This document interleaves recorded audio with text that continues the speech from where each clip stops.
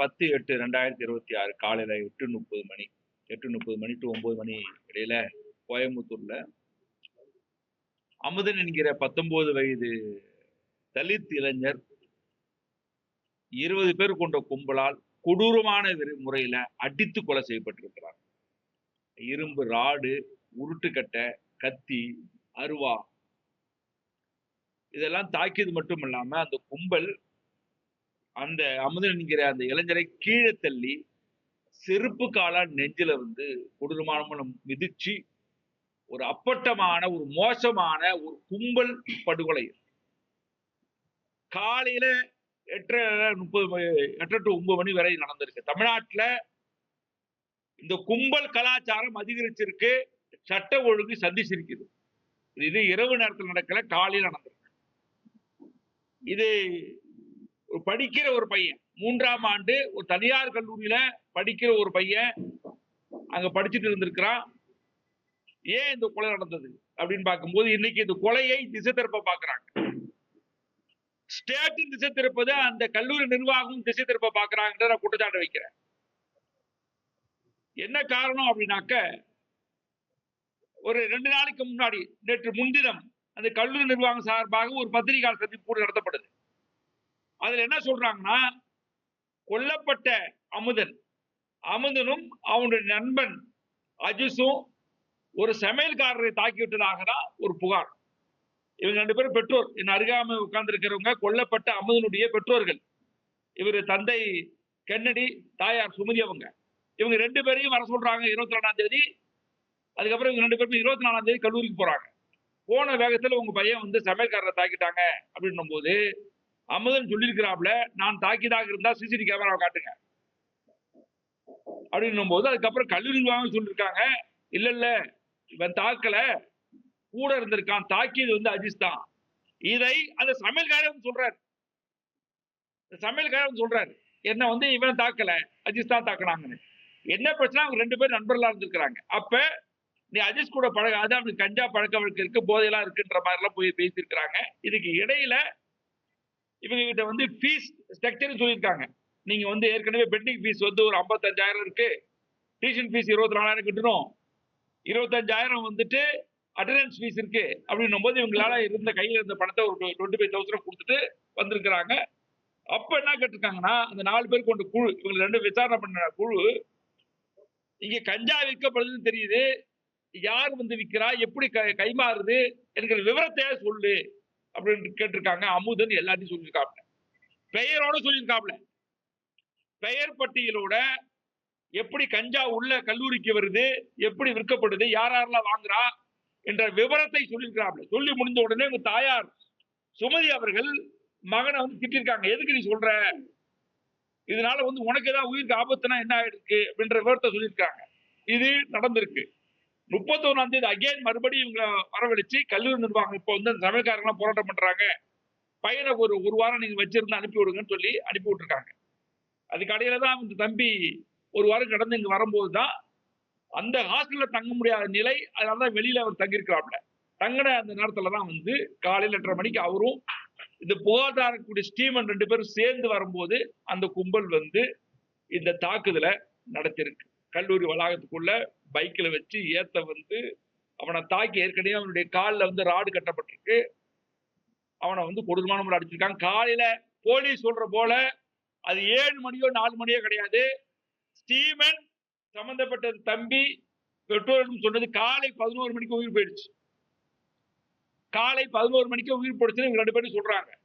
இப்ப போலீஸ் தரப்பு என்ன சொல்றாங்கன்னா, காலையில ஒரு 5 மணிக்கு அங்க 2 தரப்பினரிடையே வந்து ஒரு மோதல் இருந்துச்சு. அதாவது என்னன்னா, இவங்க தரப்புல அமுதன் தரப்புல வந்து இருக்கக்கூடிய 5 பசங்க வந்து அவங்களுடைய போனை யாரோ ஒருத்தர் திருடிட்டதாகவும், இந்த பசங்க தட்டி கேட்டதாகவும் சொல்லப்படுது. என்னுடைய கேள்வி என்னன்னாக்க, 5 பேர் போயிருக்காங்க, அது 4 பேரை விட்டுட்டு இவனை மட்டும் ஏன் தூக்கி போய் அடிக்கணும்? இது ஒரு கேள்வி இருக்கா இல்லையா? அடிப்படை, ஏன்னா இந்த தம்பி அடிக்கல, தாக்குதல் இல்லை, இவனுடைய இன்வெஸ்டிகேஷன்ல போகும்போது இவன் வன்முறையை செய்யல. எல்லாரையும் அங்க போய் களத்துல போய் பாக்குறோம், அவன் மேல எந்த கேஸும் கிடையாது, அவன் அந்த மாதிரி பையனே கிடையாதுன்னு சொல்றாங்க. என்ன ஒண்ணு, அந்த ஒரு ரொம்ப பிரச்சனைக்குரிய ஒரு பையன் அஜீஸ், அவன் இவனோட ரூம்மேட்டா இருந்திருக்கான். இது ஒண்ணுதான் காரணம். இப்ப இந்த கல்லூரி நிர்வாகம் என்ன பண்ணுதுன்னா, சம்பந்தமே இல்லாமல் சமையல்கார பிரச்சனை கொண்டு வரான். உன் கல்லூரி மாணவர்கள், நீங்க வளர்த்தெடுத்த மாணவர்கள் 20 பேரு கொலைகாரனா மாறி இருக்காங்க. அதுக்கு இந்த கல்லூரி பொறுப்பேற்றுக்கணுமா இல்லையா? உன்னுடைய கல்லூரியை சேர்ந்த 20 பேர் வந்து இப்படி இரும்பு ராடு வச்சு அடிச்சு ஒரு பையனை கொண்டிருக்காங்க அப்படின்னா, கொஞ்சம் கூட பொறுப்பு இல்லாம சமையல்கார மேட்டர் எடுக்கிறதும், அரசாங்கம் வந்து இது கோஷ்டி சண்டை என்று அமைச்சர் பேசுறார். இது எப்படி கோஷ்டி சண்டைன்னு சொல்ல முடியும்? ஏங்க ஒருத்தவனை வந்து 20 பேர் அடிக்கிறது பேர் கோஷ்டியா? ஒருத்தவனை வந்து 20 பேர் அடிச்சு வெட்டி கொள்றது பேர் எப்படி கோஷ்டி சொல்ல முடியும்? இது கோஷ்டி எப்படி ஒத்துக்க முடியும்? இது எப்படி ஒரு ஒரு மினிஸ்டர் வந்து சபையில வந்து இது சட்டசபையில வந்து கோஷ்டி அப்படின்னு சொல்ல முடியும்? இது அப்பட்டமான படுகொலையா இருக்கா இல்லையா? எந்த அமைச்சரையா இதுவரைக்கும் பார்க்கல, ஃபேமிலியா பார்க்கல. இது கடந்த ஆட்சியில வந்து சட்ட ஒழுங்கு கெட்டு போச்சு, முதல்வர் ஏன் வரல பேசுறோம் நம்ம கேட்ட இதே கட்சிகள், இதே ஆட்சியில் நான் இது கேட்கிற சட்ட ஒழுங்கு சந்தி சிரிக்குது இல்ல, ஏன் வந்து பேசணும்னு கேட்கிறேன் நான். பேசிக்கணுமா இல்லையா? இது எப்படி நீங்க வந்துட்டு ஒரு ஒரு கல்லூரி வளாகத்துக்குள்ள ஒரு பிள்ளையே நம்முடைய பிள்ளையை போட்டு இப்படி கொள்றானாக்க, இது எதுவுமே நாங்க கட்டுக்க மாட்டோம் அப்படின்னு என்ன அர்த்தம்? இப்ப சற்று முன்பு வந்து எதிர்கட்சி தலைவர் உதயநிதி பேசினாரு. பேசிட்டு இவங்க 2 பேர்ட்டையும் சொன்னாரு, நாங்க சட்ட ரீதியாக கூட இருக்கிறோம், எப்பவுமே நீங்க கவலைப்படாதீங்க அப்படின்னு சொன்னாரு. விடுதலை சிறுத்தை தலைவர் திருமாவளவன் இப்பதான் பேசினாரு, நாங்க கூட இருக்கிறோம்னு சொன்னாரு. அதே மாதிரி தோழர் சண்முகம் சிபிஎம் உடைய மாநில செயலாளர் அவரும் இப்ப கால் பண்ணி கவலைப்படாதீங்கம்மா, 3 தலைவர்கள் வந்து அவங்க இப்ப அறையில் இருக்கும்போது பேசினாங்க, ஆறுதல் படுத்தினாங்க. உதயநிதி என்ன சொன்னாருன்னா, நாங்க எங்க திமுக வந்து முழுமையான சட்ட உங்களுக்கு அசூரன்ஸ் கொடுக்குறோம்னு அவரு ஒரு அசூரன்ஸ் கொடுத்திருக்கிறார். இப்ப இவ்வளவு ஒரு சோகம் நடந்திருக்கு. இப்ப இந்த 3 விதமா இந்த கேஸ் வந்து திருப்புற ஒரு போக்கு இருக்கு. அப்ப இந்த 2 பேரையும் நேத்து போய் பார்க்கிறேன். இவர் வந்து பள்ளிக்கூட ஒன்றிய துவக்க பள்ளிக்கூட ஆசிரியர். 2 பிள்ளைங்க அவங்களுக்கு, சார்லஸ், அமுதன். மூத்த பையன் பேர் சார்லஸ். அப்பட்டமான இது ஒரு மோசமான ஒரு படுகொலையே இந்த பையனை டார்கெட் பண்ணணும். இதுல காஸ்ட் ஆங்கிள் இருக்கா இல்லையா? இந்த 20 பேரும் இருக்காங்களே, இப்ப அதுல என்ன சொல்றாங்கன்னா சீனியர் அடிச்சிருக்காங்க. சீனியர் சொல்ற அதுல பல பேர் வயசு 17. இவர்கள் சீனியர் அடிச்சதாக விளக்கம் கொடுக்கிறாரு பாருங்க இப்ப போலீஸ் தரப்புல இருந்து. அப்ப 17 வயசு பையன் உள்ள வந்து அடிச்சிருக்காங்க, அவன் சீனியரா? இவனுக்கு 19 வயசு இருக்கு. அப்படின்னு பார்க்கும்போது இந்த கஞ்சா விஷயங்கள் கசிந்தது விளைவுதான் இது நடந்திருக்கு. அட்லீஸ்ட் போலீஸ் வந்து ஏங்க இவங்க ஒரு பட்டியலை கொடுத்திருக்காங்கல்ல, அந்த பட்டியல்ல வந்து யார் யார் பேர் இருக்கு, அந்த பேரும் தாக்கணும் பேரும் இருக்கா அப்படின்றதையாவது குறைந்தபட்சம் என்ன பண்ணிக்கணும் போலீஸ். அந்த இன்வெஸ்டிகேஷன் பார்த்தாங்கன்னு தெரியல. டிஎஸ்பி பொறுத்தவரை நாங்க பேசணும், அவர் சொல்றாரு 10 பேரை இந்தியோட 10 பேர் கைது பண்ணப்பட்டிருக்காங்கன்றாங்க. மொத்தம் 20 பேர் கொண்ட கும்பல். அவனுக்கு படிக்கிற பைசங்களா இருந்தா மன்னிக்கலாம் முடியாது. அவனுக்கு எல்லாரும் மிகப்பெரிய கிரிமினல்ஸ். அவங்க எல்லாம் குண்டல் தடுப்பு ஒழுக்கணும்ன்றாங்க. ஒரு குழந்தையை வெட்டி கொன்னு அப்பட்டமா ஒரு முறை நடந்திருக்கு படுகொலை. இது எப்படி சாதாரணமா கடத்திட்டு போட முடியல? அதனால தமிழக அரசுக்கு நாங்க வைக்கிற கோரிக்கை என்னன்னாக்க, இம்மிடியட்டா அவன் இந்த கேஸ் முடிகிற வரை பெயில் விடக்கூடாது. பல வழக்குகள் அப்படி இருக்கு. படிக்கிற பையனை ஒரு பையனை கூட்டு வச்சு எல்லாருமானையும் பைக்ல கொண்டு வந்து அடிச்சு கொள்றான் அப்படின்ற கலாச்சாரம் நடக்குது அப்படின்னா இது எப்படி நம்ம ஏத்துக்க முடியுது? எவனா ஒரு ரவுடி செய்யறான், அது பண்றான், இது பண்றான் போது இப்ப இந்த இது என்ன பிஹேவியர்? இது பட்ட பகல் நடந்திருக்கு. இது இன்றைக்கு தேசிய அளவில் பேச வேண்டிய பிரச்சனை. இது தேசிய அளவில் பேச வேண்டிய பிரச்சனை. ஒரு கல்லூரி மாணவன், தலித் மாணவன், கடுமையான பொருளாதார பின்னணியிலிருந்து படிக்க வந்த மாணவனை 20 பேர் அடிச்சு கொள்றானாக்க, கிரவுண்ட்ல வச்சு கொள்றான் அப்படின்னா, பட்ட பகல்ல கொள்றான் அப்படின்னா, இப்ப இந்த நாடு எதை நோக்கி போயிட்டு இருக்கு?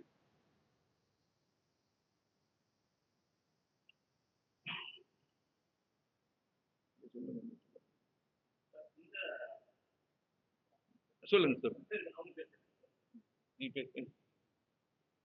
பையன் எந்த பிரச்சனையுமே பண்ணல. 22ஆம் தேதி எங்களுக்கு போன் பண்ணாங்க, உங்க பையன் வந்து ஹாஸ்டல் சமைக்கிறவங்கள்ட்ட போய் கூலிக்கு கேட்டிருக்கான், நீங்க வாங்கன்னு சொல்லி எங்களுக்கு போன் பண்ணாங்க. நாங்க 24ஆம் தேதி வரோன்னு சொல்லிட்டோம்.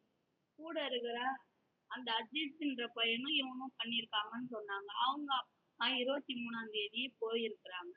நான் அவங்க வந்துட்டு போன பிறகு என்ன சொன்னாங்கன்னு என் பையன்கிட்ட கேட்டேன். அவனை தான் ஏற்கனவே 2-3 பிரச்சனை இருக்கு, அதனால அவன காலி பண்ண சொல்லியிருக்கிறாங்க. நீங்க வாங்க, நம்மள ஒண்ணும் சொல்ல மாட்டாங்க. நான் இதுவரைக்கும் எந்த பிரச்சனையிலயும் மாட்டுனதில்ல. விசாரணைன்னு சொல்லியிருக்காங்க. அதுக்கு சும்மா விசாரிப்பாங்க, வாங்கன்னு சொன்னான். ஃபீஸ் எதுவும் கட்ட சொல்லுவாங்களாப்பா? அப்படின்னு கேட்டதுக்கு, அதெல்லாம் ஒண்ணும் கட்ட சொல்ல மாட்டாங்கன்னு என் பையன் சொன்னான். நாங்க 24ஆம் தேதி 7 மணிக்கு காலையில காலேஜுக்கு போயிட்டோம். போன உடனே கேசவன் அட்வைசரு 4 கிளாஸ்காரங்கள்ட்ட கூட்டு போனாங்க. இவன் நல்ல பையன், ஏன் அவன் கூட சேர்றான், போறான்னு சண்டை போட்டாங்க. இல்ல சார், இப்பதான் ஹாஸ்டல்ல வந்திருக்கான். ஃபர்ஸ்ட் வருஷம் ஹாஸ்டல்ல படிச்சான். 2வது வருஷம் வெளிய இருந்தான். அவன் பிடிக்கலன்னு திரும்பி ஹாஸ்டல்லயே சேர்ந்து படிக்கிறான். ஹாஸ்டல்ல ரூம் இருக்கிறனால பேச வேண்டிய சூழ்நிலை. அவன் டிபார்ட்மெண்ட்ல இவன் மட்டும்தான் இருக்கிறான். நாங்க சொன்னதுக்கு எங்களையே அவரு சண்டை போட்டாரு. நீங்க ஏன் உங்க பையனுக்கு சப்போர்ட் வாங்குறீங்க அப்படின்னு சொல்லி சண்டை போட்டாரு. அட்டெண்டன்ஸ் கம்மியா இருக்குன்னு சொன்னாங்க. என் பையன் ஏன் லீவ் போட்டான்னு என்கிட்ட சொன்னான் போன்னு எங்களை பேசவே விடல. எங்க பையன் அந்த நேரத்துலயும் சார் நான் அடிக்கவே இல்லை, ஹெட்ஃபோன் கீழே விழுந்துருச்சு, அதை எடுத்துட்டு தான் அவன் கூப்பிட்டான், அதனால நாங்க போனோம். அங்க சமையல் செய்யற வடநாட்டுக்காரவங்க 11 மணிக்கு ஹாஸ்டலுக்கு பின்னாடி உட்காந்து ட்ரிங்க்ஸ் போட்டுட்டு இருந்திருக்காங்க. அந்த இடத்துல தான் ஹெட்ஃபோன் விழுந்திருக்கு. அதை எடுக்க போனப்ப அந்த என்ற பையன் போய் கூலிப்போ ஏதோ கேட்டிருக்கிறான். உங்களுக்குள்ள வாக்குவாதம் நடந்திருக்கு. அவன் ஒரு அடி அந்த சமையல் செய்யறவங்கள அடிச்சிட்டான். அவங்க 4 பேர் இருந்தாங்க. அடிச்ச உடனே அவர் விழுந்த உடனே தூக்கிட்டு போயிட்டாங்க அவங்க. இந்த விசாரணையில இதெல்லாம் என் பையன் சொல்லிட்டு இருக்கான். எங்க முன்னாடி சொல்லிட்டு இருக்கிறான். தூக்கிட்டு போயிட்டாங்க. அதுக்கு நாங்களாம் அடிக்கல, அவங்களும் வந்து அடிக்கல. அவங்க வந்து டிபார்ட்மெண்ட்ல சொல்லியிருக்கிறாங்க. இந்த இந்த மாதிரி சமைக்க மாட்டேன்னு சொல்றாங்க, ஹாஸ்டல் பசங்க அடிச்சிட்டாங்கன்னு சொல்லி சொல்றாங்கன்னு சொல்லி எங்கள்கிட்ட பேசிட்டு, இனிமே அந்த மாதிரி பிரச்சனை நடக்கக்கூடாது. அப்படி மீறி நடந்துச்சுன்னா நீங்க வந்து ஹாஸ்டல்ல வெக்கேட் பண்ணிக்கணும். இனிமே நடந்தா அப்படின்னு சொல்லிட்டு இவ்வளவு ஃபீஸ் இருக்கு, இதெல்லாம் நீங்க கட்டினாதான் நாங்க மேனேஜ்மெண்ட்ல பேசுவோம் அப்படின்னு ஒரு 1 மாசம் தான் ஆகுது. 3rd இயர் காலேஜ் வந்து அதுக்குள்ள கட்ட சொல்றீங்க, நாங்க எஜுகேஷன் லோன் வாங்கி தான் கட்டுவோம்னு சொன்னா அவங்க முடியாது, நாங்க அது போர்ட் தேர்வுக்கு போட்டுக்கிறோம், நீங்க இதை கட்டுங்க அதை கட்டுங்க அப்படின்னு சொன்னாங்க. கிட்டத்தட்ட 2 மணி வரைக்கும் எங்கள்கிட்ட ஒரு 3 கூட்டு போறாங்க. ஹெச்ஓடி ஒருத்தவங்கள்ட்ட, டீன் ஒருத்தவங்கள்ட்ட போறாங்க. அடுத்ததா 4 பேர் கொண்டவங்க பேசுறாங்க. பிடி சாரு எல்லாம் சேர்ந்து பேசுறாங்க. எங்க பையன்கிட்ட எங்கள்கிட்ட எங்க முன்னாடி சொல்றாங்க, யார் யாரு கணக்கு விக்கிறாங்க போறாங்க, நிறைய பிரச்சனை இருக்கு, எல்லாம் தேடிட்டு இருக்கிறாங்க, நீ அவன் கூட சேரக்கூடாது போகக்கூடாதுன்னு சொல்லி. நீ இப்ப கேட்டியான்னு கேட்டதுக்கு இல்லவே இல்லை, நீங்க கேமராவை செக் பண்ணுங்க, நான் மேல இருந்து கீழே வர்றது மட்டும்தான் எல்லா சாரும் போட்டோ காமிக்கிறாங்க, நான் அடுத்ததை காமிக்க சொல்லுங்க.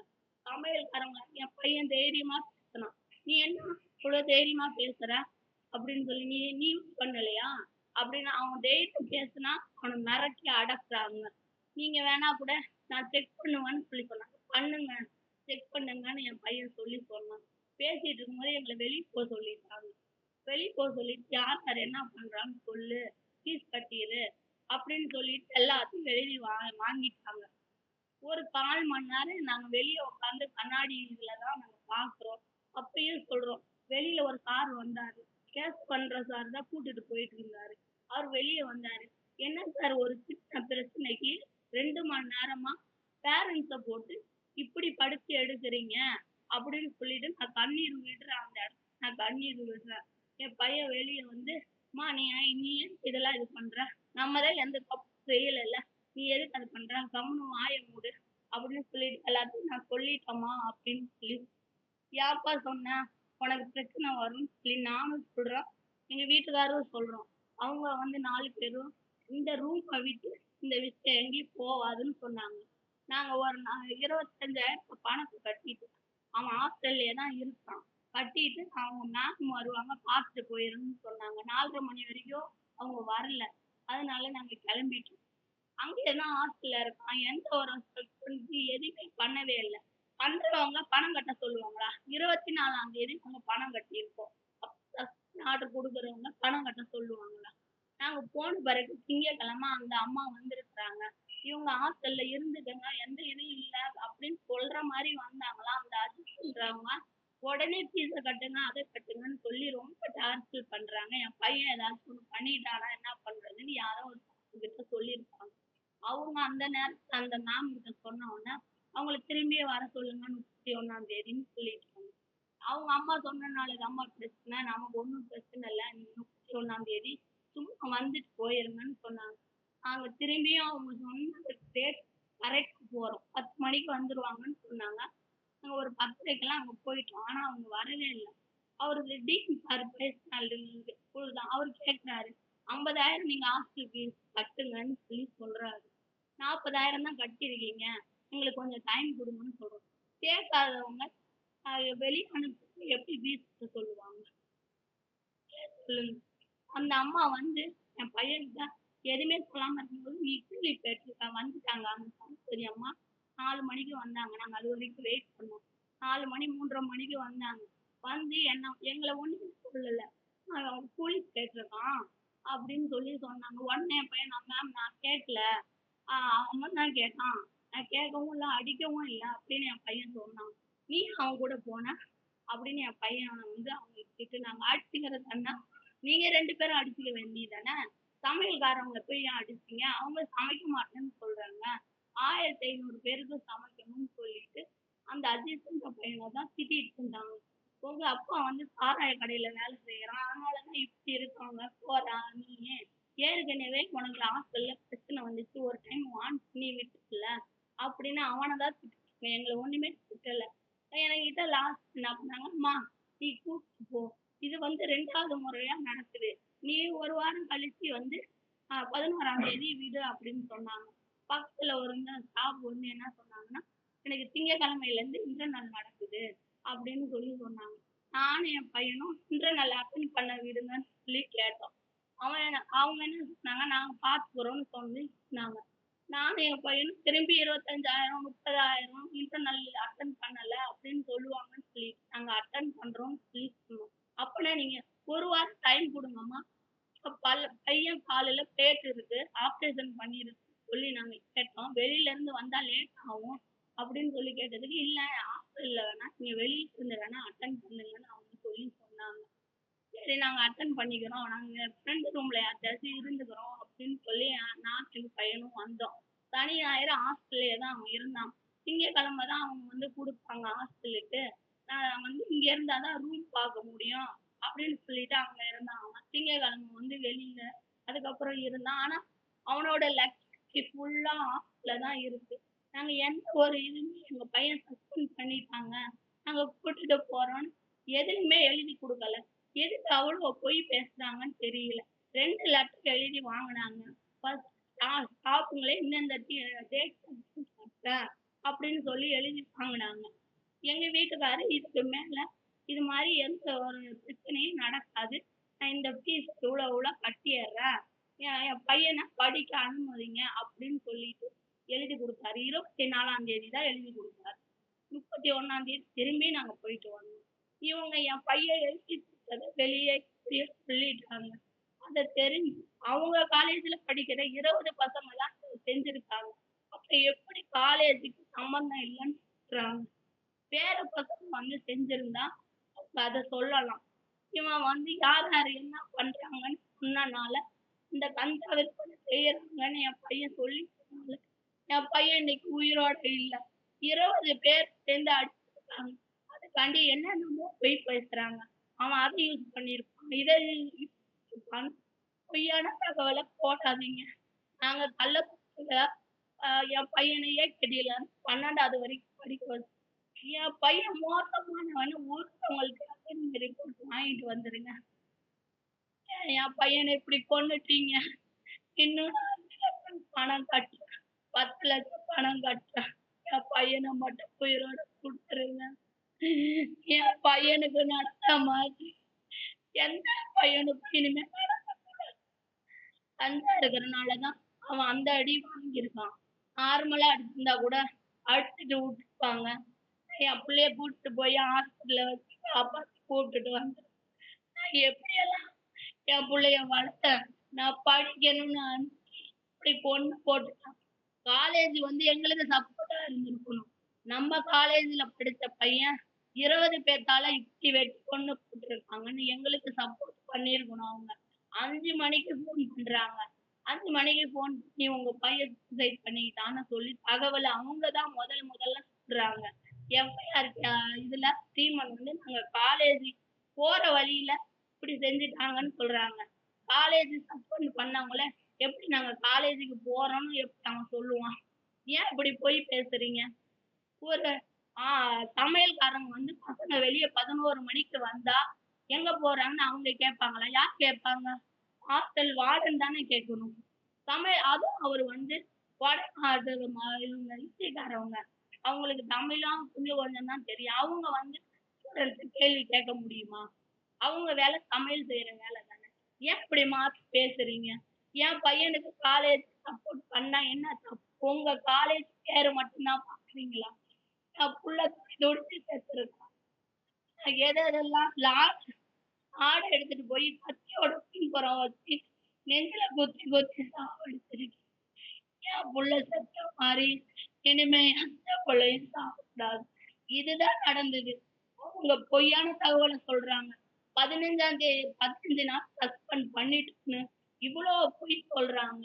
அந்த நடுவுல உட்கார்ந்துட்டு இருக்க அம்மா எதுவுமே எங்கள்கிட்ட விசாரிக்கல, போகல. அவங்க சரஸ்வதி அம்மா வந்து கேட்கும் போது கூட போய் நின்னவங்க கிட்ட இன்டர்னல் அட்டன் பண்ண சொல்றியாமா அப்படின்னு இந்த ஒரு வார்த்தை தான் அவங்க பேசுனாங்க. எழுதி வச்சுக்கிட்டு எல்லாத்தையும் பேசுறாங்க. நாங்க எதுவுமே என் பிள்ளைக்கு நடந்தது இந்த தமிழ்நாடே என் பிள்ளைக்காண்டி அழுவுது. என் பிள்ளைக்கு நீதி வேணும்.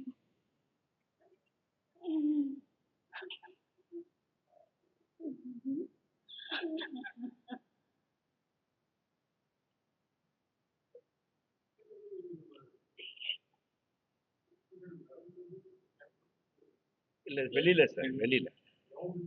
ஆமா சார். அங்க ஒரு ஒத்தப்பனை மரம்னு சொல்லிட்டு அந்த பிள்ளை அந்த 2 பேர் நடந்து போறாங்க. காலேஜுக்கு தான் போறாங்க.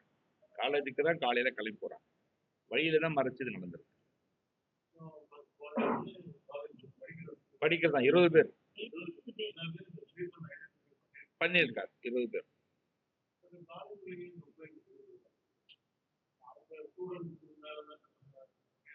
ஆமா.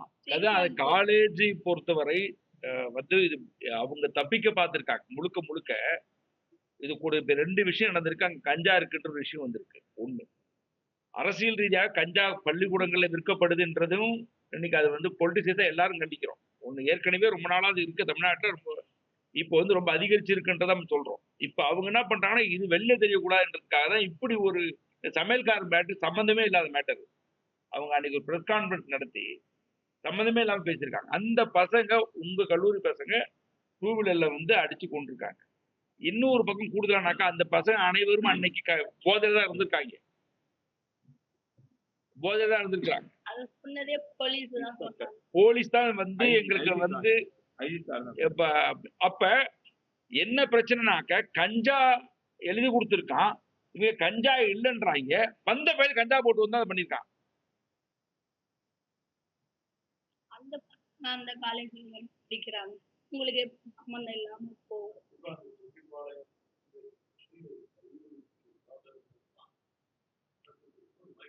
2 விஷயம் சார். இது கல்லூரி 1. 2வது வந்து கஞ்சா போது ஸ்டேட் போக்கஸா இருக்கு. ஸ்டேட் வந்து என்ன பண்ணுதுன்னா இது வந்து அதனாலதான் கோஷ்டி மோதல்ன்றாங்க. இப்ப கஞ்சான்ற ஒரு விஷயமும் இதுல மறைக்கப்படுது. 2வது லகுவாக இந்த தரப்பினுடைய மோதல் பாக்குறாங்க. இது எப்படி 2 தரப்பு மோதல் சொல்ல முடியும்? கொல்லப்பட்டது வந்து ஒரு சிங்கிள் ஒரு பையன், செஞ்சது வந்து 20 பேர் கொண்ட கும்பல். அதனால ஸ்டேட் சொல்றது 2மே அடிபட்டு போகுது. கல்லூரி நிர்வாகம் என்ன பண்ணுதுன்னா சம்பந்தமே இல்லாம இப்ப நீங்க 2 பேருமே சார்ஜ் பண்றாங்க பாருங்க. நீங்க கூட்டு களவாணி நான் சொல்ல வரேன். அரசும் கல்லூரி நிர்வாகம் கூட்டா செய்யறாங்கன்ற சம்பந்தமே இல்லாம அந்த விஷயத்துல அமுதன் வந்து தாக்கியதா சொல்றாங்க. எவ்வளவு மனசாட்சி இருக்கும்? ஒரு லேடி நீங்க பிரஸ் கான்பரன்ஸ் நடத்துறீங்க. ஒரு பையன் இறந்து கொல்லப்பட்டிருக்கான். கொல்லப்பட்ட ஒருத்தர் மேலேயே நம்ம வந்து சார்ஜ் பண்றோம் அப்படின்னா என்ன துணிச்சல் இருந்திருக்கும்ன்ற நான். எப்படி நீங்க பிரஸ் கான்பரன்ஸ் பேஸ் பண்ண முடியாது? அட்லீஸ்ட் நீ வருத்தப்பட்டிருக்கணுமா இல்லையா?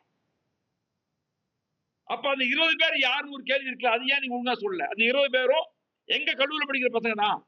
சொல்லுங்க, ஓப்பனா சொல்லுங்க. சொல்லல. அது அது அந்த அந்த லிஸ்ட் தான் சார் அவங்க கையில இருக்கு. அதை போலீஸ் என்கொயரி பண்ணலன்ற. ஏன்னா இவங்க தரப்புல இன்னைக்கு என்ன இருக்கு, 2 விதங்களா பேசுறாங்க. எஸ்பி இதுல எடுத்த உடனே இது இது போதை இல்லைன்றார், ஒரு ஸ்டெப் கொடுக்குறாரு. டிஎஸ்பி விசாரணை அதிகாரி இப்ப வரை கேட்கிற நாங்க இன்வெஸ்டிகேஷன் ஆன் கோயிங் ஆன்ன்றாரு. அப்ப விசாரணை ஒண்ணு போயிட்டு இருக்கு, இன்னொரு முடிவு எப்படி சொல்ல முடியும்? 2 முடிவுல ஏன் சொல்றீங்க? இது வந்து இது போதை கிடையாது, இது வந்து கோஸ்டின் முடிக்க பாக்குறாங்க. அமைச்சர் அங்க என்ன பேசுறாரோ அதை போலீஸ் செய்யுது. நான் என்ன கேட்கிறேன், ஃபேக்டரி ஒண்ணு இருக்கா, இப்ப எப்படி இந்த போலீஸ் இன்வெஸ்டிகேஷன் நம்புறது கேட்கிறேன். அதனால ஒரு ஸ்பெஷல் இன்வெஸ்டிகேஷன் தேவை, சிபிஐ மாதிரி. சிபிசிஐடி ஸ்டேட் போலீஸ் தானே சார், அட்லீஸ்ட் சிபிஐ தேவைப்படுது. கண்டிப்பாக உயர்நீதிமன்றத்தினுடைய மானிட்டரிங்ல கண்காணிப்புல ஒரு சிபிஐ விசாரணை மேற்கொள்ளணும். என்ன கேட்கறேன்னா, இது வந்து பின்னணியில் அவ்வளவு பெரிய இடங்கள் இருக்கு. ஒரு பெரிய கல்லூரி இன்ஸ்டிடியூஷன், பெரிய பணக்கார ஒரு இன்ஸ்டிடியூஷன். இன்னொரு பக்கம் இதை வந்து வெளியே இந்த போதை கலாச்சாரம் இவங்க நெற்பயிரை பாக்குறாங்க, ஸ்டேட் வந்து நெற்பயிரை பாக்குறாங்க. அவனும் என்ன பண்றான்னா கல்லூரி பேர் கட்டக்கூடாதுன்னு பாக்குறாங்க. 2 பேரும் சேர்ந்து என்ன சொல்றாங்கன்னாக்க, பாதிக்கப்பட்டவனையே வந்துட்டு நீ அக்யூஸ் பண்றது எவ்வளவு பெரிய அநியாயம் அது.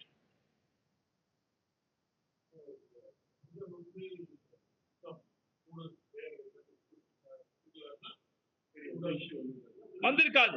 நாங்க அதுதான் சொல்ல போறோம். இப்ப இவங்க 2 பேரும் போன உடனே அந்த தகவலை ஏன் போலீஸ் வாங்கல?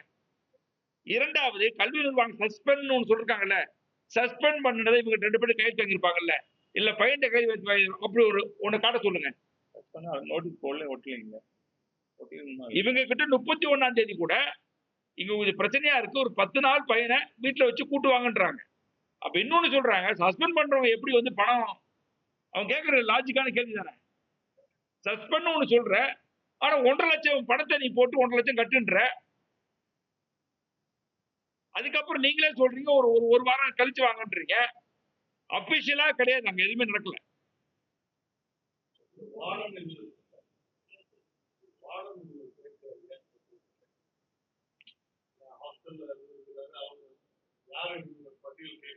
ஆமா, கேட்டிருக்க கல்லூரி தரப்புல அந்த 4 பேர் கொண்ட குழு கேட்டிருக்காங்க சார். இங்க கஞ்சா இருக்குன்னு சொல்றீங்களே, அதுதான் சொல்ல வரேன். அந்த தம்பி அந்த 4 பேர் கொண்ட கமிட்டி கிட்ட எழுதி கொடுத்துருக்காப்ல. இப்ப என்ன இருக்கும், அது வந்து அவங்க கையில தான் இருக்கு, எங்கள்கிட்ட இல்லைன்னுவாங்க. இப்ப இவங்க 2 பேர் தான் சாட்சி. தம்பி கொடுத்தான்றது இவங்க 2 பேரும் சாட்சி. இவங்க ஏன் போய் சொல்ல போறாங்க?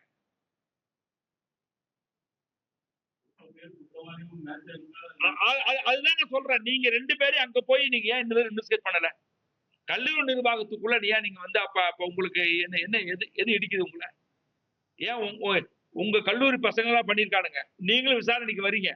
இவங்க தரப்புல ஒரு கருத்து சொல்றாங்க, இதுவரை டிஎஸ்பி கூட்டு விசாரணை பண்ணல, அவதான் இன்வெஸ்டிகேஷன் ஆபீசர் ஐஓ. அப்ப நீங்க ஒரு லிஸ்ட் சொல்றீங்களே, அப்படின்னு இவங்கள்ட்ட விசாரணை பண்ணி அது என்ன லிஸ்ட் கேட்டுக்கணுமா இல்லையா? கம்ப்ளைண்ட் கொடுக்குறேன், நீங்க கம்ப்ளைண்ட் கொடுக்க முடியாது, காலேஜுக்கு கம்ப்ளைண்ட் கொடுக்குறேன்னு சொன்னதுக்கு நீங்க எப்படி கொடுப்பீங்க? ஸ்ரீமன் கொடுத்துருக்கான், அவன் தான் ஐவிக்கு. இப்ப என்ன பிரச்சனை, ஸ்ரீமன் ஒரு தம்பிகிட்ட வந்து புகார் பதிவு பண்ணிருக்காங்க. அதுதான் சார் டெக்னிக்கலா இங்க வந்து ஒரு பெரிய விஷயம்.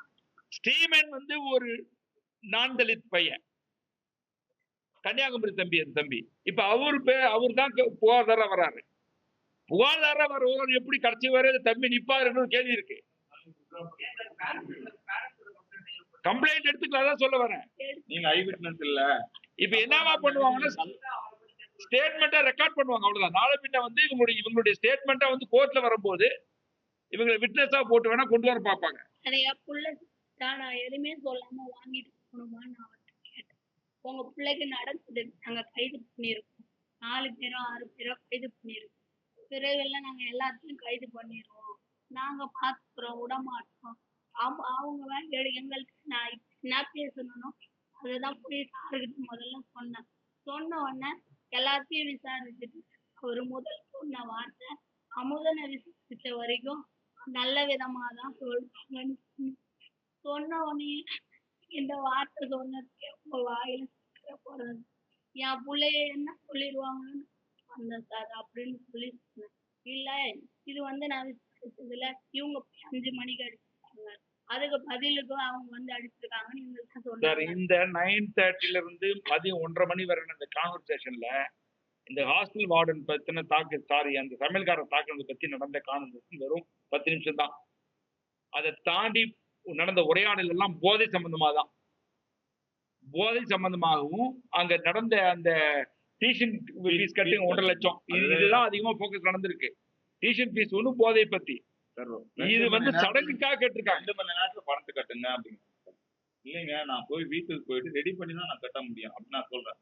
அதெல்லாம் முடியாது. நீங்க 2 மணி நேரத்துல கட்டினாதான் மேடத்தை பார்த்து பேச முடியும். ஈவினிங் வருவாங்க. நீங்க சீக்கிரம் ரெடி பண்ணணும் அப்படின்னு சார். அந்த பணம் தான் பேசுறாங்க. ஆமா ஆமா சார்.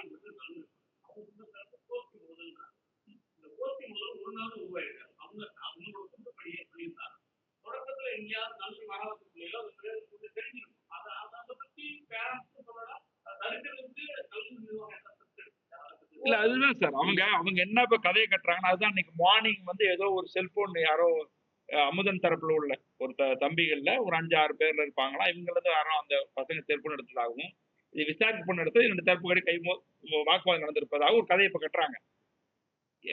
சரி, இப்ப போன ஒரு 5-6 பேர் போனாங்கன்னா 5-6 பேர் விட்டுட்டு எதுக்கு அமுதன் மட்டும் குறி வைக்கணும்? அமுதன் வந்து அதுல வந்து எந்த விதத்திலும் அவன் போல. நான் சொல்றேன், போனதுக்காக ஏதோ காட்ட சொல்லுங்க. 1. 2, ஒரு குறிப்பிட்ட ஒரு பையன் மேலதான் எல்லாரும் வளைச்சு அஜீஷ் என்ற பையன் மேலதான் வருது. ஆனா அவனுக்கு எந்த விதத்திலையும் அவனுக்கு எந்த பாதிப்பும் இல்லை இதுல. அவன் எதுவுமே சொல்லல. அப்ப எனக்கு என்ன இப்ப என்ன வருதுன்னா ஆட்டோமேட்டிக்காவே அப்ப இவன் தானே அந்த லிஸ்ட கொடுத்திருக்கான். அஜீஷ் மேல எந்த பிரச்சனையும் இல்ல. அஜீஷ் தான் எல்லாத்தையும் பிரச்சனைக்காக சண்டை போடுறது பிரச்சனை. அஜீஷ் வந்து இவனோட ரூம்மேட் ஆகிடுறான் சார். அவ்வளவுதான் மேட்ரு. அஜீஷ் இல்ல. இவங்க என்ன சொல்றாங்கன்னா அந்த 4 பேத்துல யாரோ ஒரு குழுவினர் தான் அவங்க சொல்லும்போது சொன்னாங்கன்னா எங்க 4 பேரை தாண்டி இந்த விவரம் இந்த விஷயம் யாருக்கு வெளில போகாது, தைரியமா நீங்க எங்கள்கிட்ட தகவலை சொல்லுங்க. அதுதான் உங்கள்கிட்ட ப்ராமிஸ் பண்ணிருக்காங்க. அதுதான் அவன் போய் கேட்டாங்கன்னா அஜீஷ் கூட இருக்கிறான் சார். அஜீஷ்க்கு அந்த பழக்கம் இருந்திருக்கு. இவனுக்கு அது தெரிஞ்சிருக்குன்றதுக்காக அவனை கேட்டிருக்காங்க.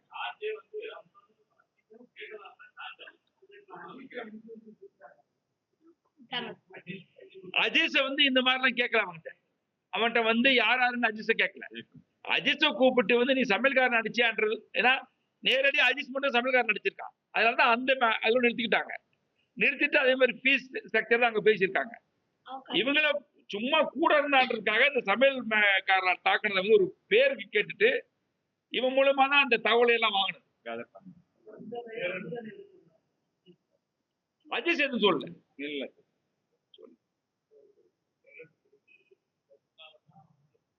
விசாரிக்கப்படுறாரு. பல பேருடைய எங்களை வெளியே அனுப்பிச்சுட்டு அமுதனை மட்டும் தனியா வச்சு அவங்ககிட்ட எல்லாத்தையும் கேட்டு இல்ல 20 பேர் இல்ல சார், பல பேருடைய பேர் பட்டியல். பல பேரோட பட்டியல். அது இவங்க 4 பேர் தான் ஏதோ ஒருத்தர் சொல்லிருக்கணும். உள்ள இருக்க 4 பேர் தான் சார் சொல்லியிருக்காங்க. பட்டியல் வாங்கணும். அதுதான் அவங்க வந்து டே 1 சொல்றாங்க. என் பையன்கிட்ட அப்பவே அவங்க சொல்லியிருக்காங்க, எனக்கு என்பது சரியா படல, நீ ஏன் சொன்ன? வெளியில வந்து சத்தம் போட்டிருக்காங்க, நீ ஏன் சொன்ன? எவனா தெரிஞ்சா என்ன பண்ணுவான்னு இருக்காங்க. இத அவங்க வந்து பாடி கிடைக்கிற அன்னைக்கே சொல்றாங்க. இது பிரஸ்ல எல்லாம் உங்களுக்கு பேட்டி இருக்கு. சொல்லியும் அந்த பாயிண்ட போலீஸ் வந்து தீவிரமா இன்வெஸ்டிகேட் பண்ணல. அதுல ஒருத்தர் பேர் வந்து கேசவன். ஆமா சார். ஒருத்தர் பேர் கேசவன், ஒருத்தர் பிடி வாத்தியார், ஒரு பிடி சார், டீன் இல்ல லேடி விசாரிக்கல சார். அதுல லேடிஸ் அவங்க பிரஸ் கான்ஃபரன்ஸ் தான் வந்தாங்க.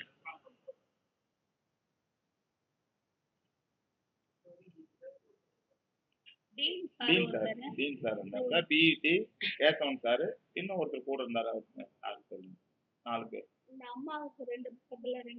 அந்த லேடி என்ட்ரி கொடுக்கும்போது ஒருத்தர் கோட் மாதிரி போட்டிருந்தாரு லெஃப்ட் சைடு, அவர் தான் வந்து கேசவன்றாங்க. வயசானவர் தான் கூட்டிட்டு போயிடணும். அந்த 4 பேர்த்துல இல்ல. அந்த 4 பேர்த்துல ஒருத்தர் தான் சார். ஆமா, அதான் சொல்ல வரேன். அந்த அம்மா கூட இருந்தா 2 பேர்த்துல அவர் இல்ல, கேசவன் இல்ல, டீன் மட்டும் தான் அதுல இருக்காரு. பீம் வந்து ஒரு புருட்டல் வயலன்ஸ் தான் சார். அடிச்சு கொண்டிருக்காங்கன்றதா உள்ளுக்குள்ள ரத்த கசிகள் அவ்வளவு உள்ள இருக்க உறுப்புகள் அவ்வளவு போயிருக்குன்றதான் சொல்றாங்க. அந்த கத்தியை எடுத்துக்கு சார் பின்பக்கத்தை அடிச்சிருக்காங்க பின்பக்கம் தான் சார். கத்தியால குத்தல. பின்பக்கம் பண்ணிட்டு அவன் அவன் ஃபுல்லா குத்திருக்காங்க சார். முகம் ஃபுல்லா குத்திருக்காங்க. ஆமா ஆமா கண்டிப்பா ஆமா ஆமா ஆ.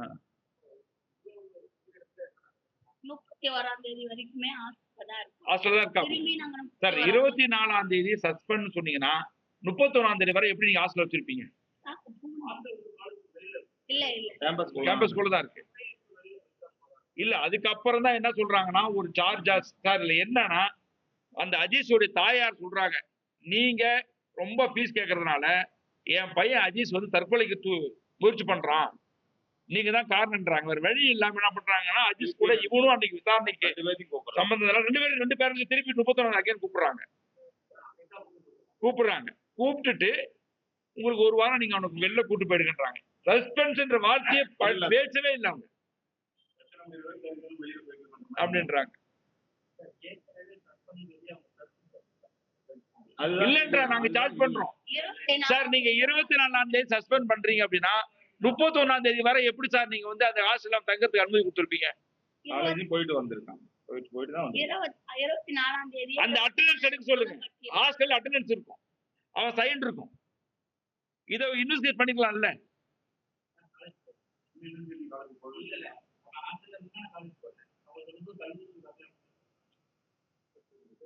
வெளில பிறகுதான் சார் ஃப்ரண்ட் ரூம்ல இருந்து வந்தாங்க. போயிட்டு தான் சார் இருக்காங்க.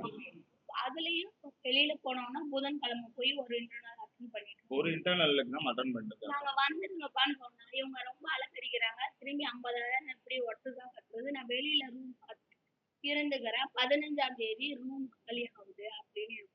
நான் 11ஆம் தேதி நீங்க வரணும்னா அவங்க இருக்க சொன்னாலும் சரி இல்லைனாலும் சரி வெளியில இருந்து நான் படிச்சுக்கிறேன்னு சொல்லுவேன். சஸ்பெண்ட் பண்றவங்க நான் எப்படி ஃபீஸ் கட்டிட்டு 24ஆம் தேதி வருவோம், எதுக்கு கட்ட சொல்றீங்க? 31ஆம் தேதி அதையும் சொன்னாங்க ஹாஸ்டல் ஃபீஸ் பெண்டிங் இருக்கு. இந்த டீன் சார் வந்து சொல்றாரு 50,000 கட்டுங்க, எங்களுக்கு டைம் கொடுங்க, நாங்க சேலரி எடுத்து கட்டுறோம்னு சொல்லி சொன்னோம். எப்படி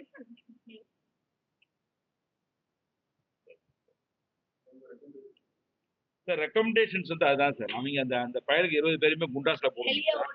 இந்த கல்லூரி நிர்வாகத்தினரை வந்து இன்வெஸ்டிகேஷன் பார்ட்டா கொண்டு வரணும் சார். ஏன்னா அது அவங்க வந்து தோத்து போயிட்டாங்க அந்த கல்லூரி. ஆமா அது இந்துஸ்தான் காலேஜ் தான். ஆமா அந்த 4 பேருமே உள்ள கொண்டு வாங்கன்ற. அந்த 4 பேர் விசாரணை பண்ணாங்களா, 4 பேர் உள்ள கொண்டு சொல்லுங்க. ஆமா SC/ST ஆக்ட்ல போட்டிருக்காங்க. அதுல வந்துட்டு அதன் அடிப்படையில வந்துட்டு அவங்க மகன் இருக்காரு, பெரிய மகன், அவருக்கு அரசு வேலை இருக்கு, கவர்மெண்ட்லயே இருக்கு, ஆக்ட்ல இருக்கு, வேலையும் அவங்களுக்கான பென்ஷன் கொடுக்கணுன்றது. 2வது வந்து போதை கலாச்சாரம் வந்து அதிகரிச்சிருக்கு, அது வந்து ஒரு ஆக்ஷன் எடுக்கணும். அடுத்தது வந்து இதுல நிறைய இஷ்யூ உள்ள இருக்கிறதுனால தமிழ்நாடு போலீஸ் மேல நம்பிக்கை இல்லை. ஏன்னா அவங்க ஏற்கனவே சட்டமன்றத்துல திருப்பி அகைன் ஃபர்ஸ்ட் டைம் போஸ்டின்னு சொல்லி முடிக்க பாக்குறாங்க. அதே தான் போலீஸோட விசாரணையும் போயிட்டு இருக்கு. இது CBI விசாரணை தான் சரியா இருக்குன்றதை நாங்க ஸ்ட்ராங்கா சொல்றோம்.